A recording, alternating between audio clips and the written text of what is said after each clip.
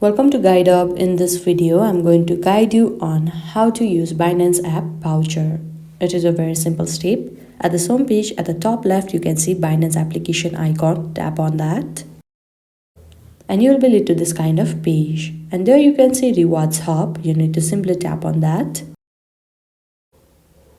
And here you'll be finding all of your vouchers. Now, in order to see a personal voucher, you need to tap on My Vouchers. And here you will be provided with two options, ongoing and past. If you tap on the past, then you will be seeing the voucher that you have received in the past.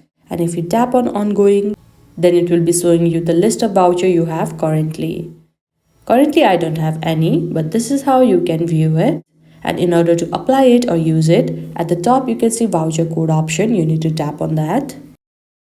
And here you need to enter the code. And after entering it, you need to simply tap on claim voucher. And this is how you can use Binance app Voucher.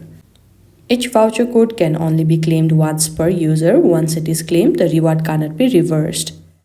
I hope you found this video helpful. Don't forget to like this video and subscribe our channel Guide Up. Thank you.